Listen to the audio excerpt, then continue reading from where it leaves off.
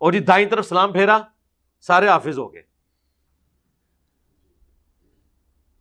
اچھا وہ سٹوری پوری پتا کہ جے ایک خاوند درد بڑی کہانی ایک خاوند کی ہے جو مرید تھا ایک بابا جی کا.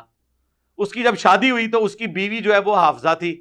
اس نے کہا میں تمہیں نیڑے نہیں لگن دینا جب تک تو بھی حفظ نہیں کرتا. تو ٹائم قیامت آ گئی. یہ میں کیا وہ گھبرایا ہوا جو ہے نا وہ بابا جی کے پاس پہنچا. بابا جی بابا جی بابا جی. وہ جب وہاں پہنچا بابا جی کے پاس, بابا جی بڑے پریشان ہوئے. ان کا کوئی نہیں بیٹا کر لیتے ہیں, تو فجر کی نماز میرے ساتھ پڑھی. تو فجر کی نماز جب انہوں نے پڑھی تو کہتے ہیں دائیں طرف سلام پھیرا تو سارے ہی حافظ ہو گئے. یعنی وہ سارے اس قابل ہو گئے کہ اب وہ حفاظ لڑکیوں کے ساتھ شادی کر سکتے تھے. اور بائیں طرف پھیرا تو سارے ناظرہ ہو گئے, وہ ناظرہ کے ساتھ شادی کر سکتے. یہ مولویوں کی ساری سٹوریاں عورتوں سے شادیوں سے شروع ہو کے اس کے اوپر ہی ختم ہوتی ہیں. یہ کرامتی وچ بھی ہے پیچھے ویاہ بڑے سی کہ وہ ایک شادی ایسی عورت کے ساتھ ہوگی جو حافظ قرآن تھی, اس نے اپنے خامد کو نزدیک نہیں لگنے دیا تو پیر صاحب کے پاس گیا تو انہوں نے سرکار اصحاب صفا اس طریقے سے اگر قرآن سیکھ جاتے تو نبی علیہ السلام ان کے اوپر ایفرٹ پٹ کرتے. مسند احمد میں حدیث ہے کہ جو قیدیوں کے چھوٹنے کا فدیہ رکھا گیا تھا نا, جو نہیں پیسے دے سکتے تھے وہ مسلمانوں کو تعلیم دیں, تو نبی علیہ السلام سلام پھیر کے حافظ بنا دیتے نا. اس طرح علم ٹرانسفر ہوتا ہے. جب ہم یہ کہتے ہیں وہ کہتے ہیں جناب ہمارے بزرگوں کا مذاق اڑاتے ہیں. بھئی بزرگوں کا مذاق تو آپ خود اڑواتے ہیں نا جب آپ اس قسم کے کلیم کرتے ہیں. تو آپ بیسیکلی یہی کچھ کر رہے ہوتے ہیں. ہمیں تو کہتے ہیں بشارتیں بشارتیں نہیں, آپ ڈائریکٹ احکامات کی بات کر رہے ہوتے ہیں. تو مذاق آپ کے بزرگوں نے خود اڑوایا ہے, ہم نے نہیں انہیں کہا تھا کہ آپ اس قسم کے واقعات اپنے ساتھ منسوب کریں. ہم نے صرف آپ کو تھنک آؤٹ آف باکس کیا کہ ٹھیک ہے یار اگر یہ پاسبل ہے تو ہم کوئی بڑا دعویٰ نہیں کرتے. آپ لوگ کہتے ہیں ہمارے بزرگ روحانی آپریشن کرتے ہیں, تو ایک نومولود بچے کا روحانی آپریشن بغیر بلیڈ مارے آپ کر دیں, ختم کر دیں, اور ٹائم قیامت تک ہے. جو بزرگ بائی پاس کر لیتے ہیں خطرے فیل ہو گئے نا آگے. اور آپ اپنے بزرگوں کے پیچھے نماز پڑھیں, دائیں طرف سلام پھیرے تو ساروں کے غیر ضروری بال صاف, بائیں طرف سلام پھیرے تو ساروں کے ناخن کٹ جائیں, بلکہ ایسے کٹے ناخن اور ایسے غیر ضروری بال صاف ہوں کہ دوبارہ ضرورت ہی نہ پڑے, کرامت پھر مانیں گے. چلو دوبارہ ضرورت بھی پائے گی, صرف اس ٹائم صاف ہو جانا بھی مان لیں گے. اب یہ جو چیزیں ہم اس لیے کہتے ہیں کہ آپ کو یہ پتا چلے کہ یار اس طرح دنیا کے نظام نہیں چلا کرتے. دنیا بقدر ایفرٹ ہے, دنیا کا نظام اس طرح نہیں چلتا کہ تو مینارے سے چلی اور میں چبارے سے چلا, تو مینارے سے چلی اور میں بخارے سے چلا اور نہرے پل تے آگے مل گئے.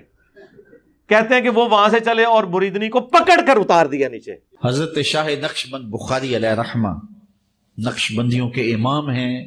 آپ کابل میں تشریف لائے تو بادشاہ کے گھر میں کام کرنے والی ایک خاتون آپ سے روحانی نسبت قائم کر لیتی ہے. جو اس کی ہم منصب تھیں انہوں نے اس سے حسد کیا اور بادشاہ کے گھر کا زیور چوری کر کے اس پر الزام دھر دیا اور گواہیاں بھی دے دی. بادشاہ کو بڑا غصہ آیا. اس نے کوئی بات سنے بغیر کہا کہ اس کو لے جاؤ اور محل کی چھت سے اوپر گرا دو. خیر اس کو چھت پہ لے گئے. جب پھینکنے لگے تو اس کے دل میں خیال آیا, وہ کسی نے بتایا تھا کہ اوکھے ویلے بزرگ کام آتے ہیں, تو اس سے بڑھ کر اوکھا ویلا ہو کیا سکتا ہے. تو اس نے بخارے کی طرف منہ کر کے کہا شیئا للہ چو گدائے مستمند المدد خواہم ز شاہ نقش بند. اور اتنے میں جلاد نے پیچھے سے دھکا دے دیا. جب وہ نیچے گئی تو حضرت شاہ نقشبند بخاری نے پکڑ کے آرام سے زمین پہ رکھ دیا. تو حیرت زدہ ہوگی, حضرت آپ کب آئے تھے؟ کہا تو از چبارہ آمدی من از بخارا آمدم. تو چبارے سے چل پڑی تھی, میں بخارے سے چل پڑا. ہاں پکڑ کے اتارے ہے, یاد رکھنا جے. ہاں نبی علیہ السلام نے کبھی, بخاری میں الفاظ ہیں, اما عائشہ کہتی ہیں نبی علیہ السلام نے کبھی کسی عورت کو نہیں چھوا بیعت کرنے کے لیے بھی. ہاں اور تواڈے پیر, اور پھر نام اس طرح لیتے ہیں خواجہ باول لاک نقشبند. اور ਤੁਸੀਂ 50 ਵੀ ਨਾਲ ਹੋਰ ਰਕਾਬ ਲਾ ਦਿਓ, ਸਾਨੂੰ ਇੱਕ ਰੱਤੀ ਬਰਾਬਰ ਫਰਕ ਨਹੀਂ ਪੈਂਦਾ। ਇਹਦੇ ਜਵਾਬ ਵਿੱਚ ਸਾਡੇ ਸਟੂਡੈਂਟ ਸਿਰਫ ਇੰਜੀਨੀਅਰ ਬੋਲ ਦੇਣ ਨਾ, ਮੇਰਾ ਨਾਮ ਪੂਰਾ ਵੀ ਨਾ ਬੋਲਣ, ਤੇ ਸਾਰੇ ਬਾਬੇ ਗਾਇਬ ਹੋ ਜਾਂਦੇ ਜੇ ਉਥੋਂ। ਹਾਂ, ਇੰਜੀਨੀਅਰ ਮੁਹੰਮਦ ਅਲੀ ਮਿਰਜ਼ਾ ਤੇ ਬولنے ضرورت نہیں ہے, صرف انجینئر بول دیں. کدھر کوئی کرامت سنا رہا ہے نا آپ کہیں جی وہ انجینئر اینج سارے ویکھن گے جے سارے بابے غیر.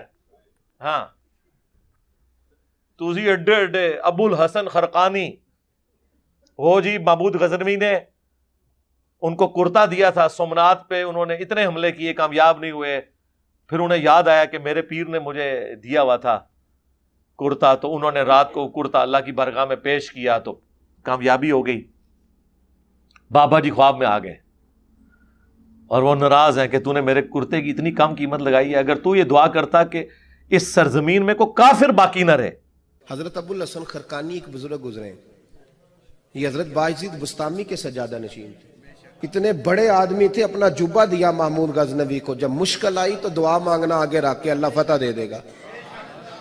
تو محمود کہتے ہیں جب سومنات کے مندر نہیں فتح ہو رہے تھے تو میں نے بابے کا جبہ سامنے رکھ کے دعا کی تو اللہ نے مجھے فتح دے دی.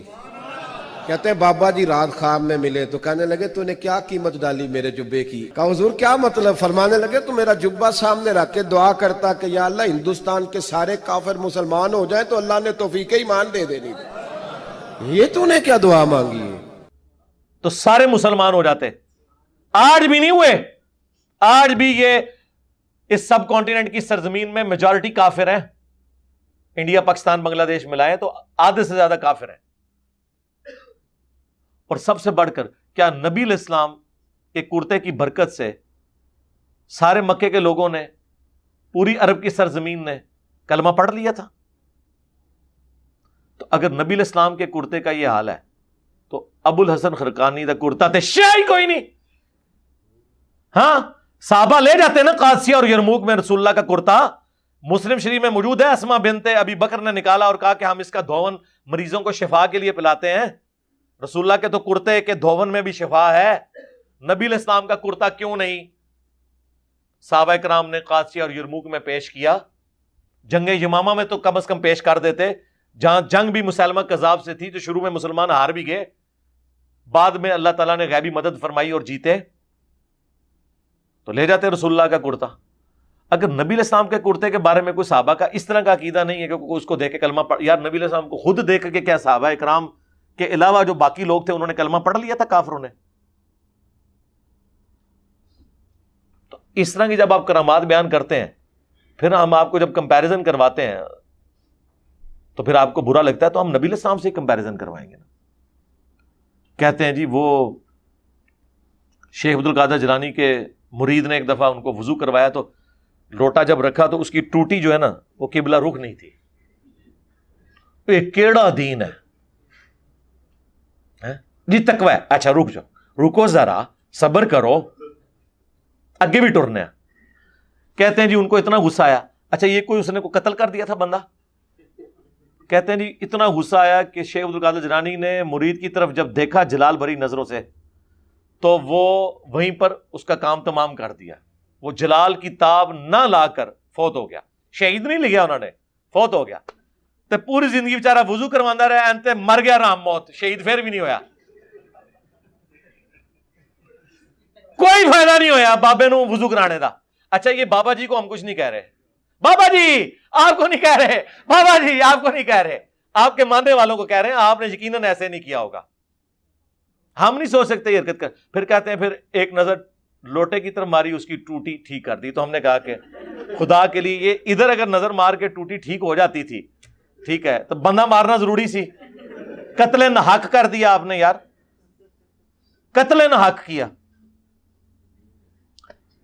اب میں آپ کو اپنے امام کی بات سناؤں, بخاری مسلم حدیث ہے, انس ابن مالک کہتے ہیں میں نے 10 سال حضور کے ساتھ گزارے, آپ کو وضو کروایا ہر وقت, اور میں چھوٹا سا بچہ تھا, میری ماں نے وقف کر دیا مجھے رسول اللہ کی خدمت کے لیے. 10 سال کا تھا میں, اور حضور کی جب وفات ہوئی میری عمر 20 سال تھی. مجھے حضور کسی کام سے بھیجتے تھے تو میں اب 10 سال کا بچہ, یار ہمارے بھی بچے ہیں, حضور کام کے لیے بھیجتے تھے, کہتے ہیں میں باہر نکلتا بچوں میں کھیلنا شروع کر دیتا تھا, اور مجھے بھول ہی جاتا تھا مجھے کسی کام سے بھیجا ہوا ہے.